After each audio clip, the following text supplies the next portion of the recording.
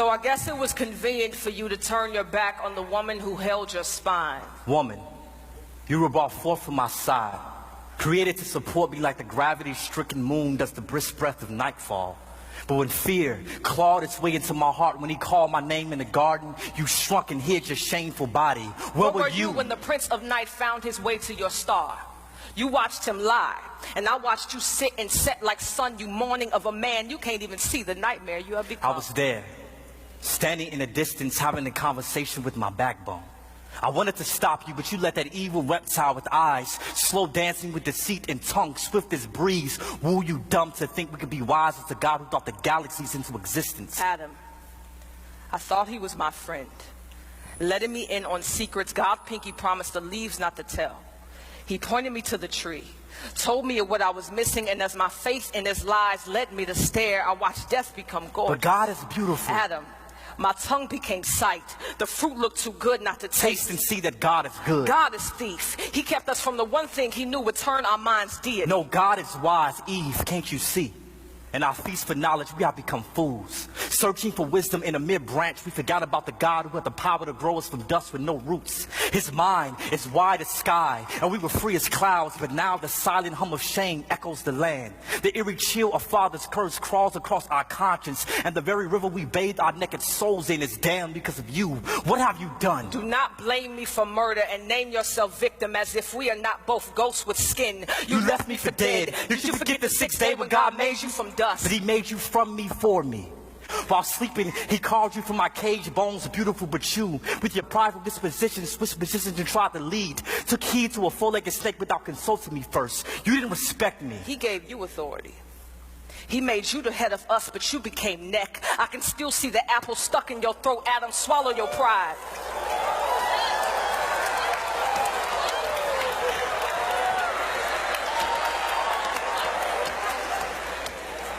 You were supposed to lead me, yet I am to blame. Your wife, your Eve, the one who is now shamed once beauty the moment you saw her breathe. Maybe I should noose a ribbon around my neck, make a skirt of wrapping paper, stuff my natural naked chest with leaves. Maybe then these bones will be enough gift for you again, this flesh enough body for you to bathe in. The day you remove God from your soul, emptied your nest of his glories, the day you beg me to take his place, fill your voids, become this image of perfection to satisfy your insecurities. God forbid. Our sons grow up treating their sisters like cemeteries, stacking their bodies and bones in one closet to wear as one flesh every time they want to feel alive. Eve, please understand that you further prove my point.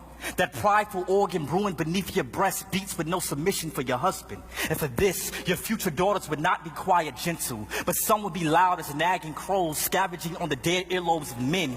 Their bodies, sculpted for God's glory, will become lures enticing our sons to sin, and they will. These women, your offspring, will hand their souls over to men who are not their God. They will kneel for value at the altar of man's approval, but that worship would not make them whole nor holy. Did you see what you've done? You made this about you by blaming me. We are both sin wrapped in flesh, both broken creations, stained glass windows with no shine, no sun, no light. We are both dark, imperfect, lost.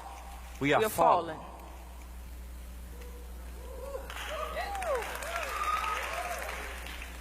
Wife, I'm sorry.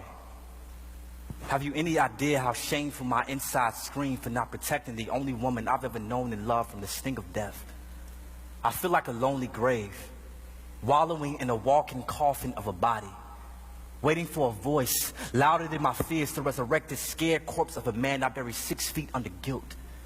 But believe me when I tell you, you are still the woman my vision sung to when I first saw you in Eden, Eve, even if God chose to separate us for 1,000 years for what we have done. I'll write you every day faithful, and my letters will literally litter the land with love, my lady. But excuse me, if the blood on my hands still drips thick with condemnation, I can only pray that this venom doesn't poison our unborn son, Cain. There is nothing but murder living in my genes, and I would die if he follows in his father's footsteps. Husband, forgive me in my limbs and the heart that led them away from the safety of your palms. The parachute folded beneath the bloodstream I left in vain. I promise I will never try to fly without you again. Your word is wind, and I would be fooled to disrespect the tornado I was created to love. You mentioned our sons, but remember our God.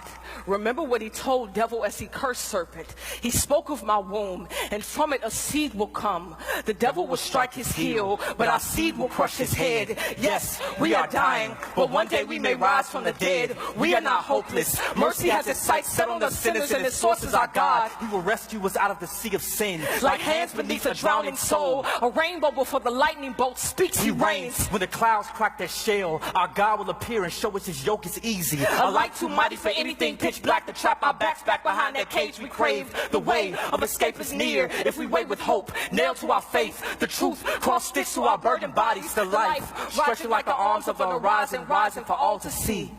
The sun still lives. Eve, forgive me. Adam, forgive me. God, we tried to be our own God. Please forgive us.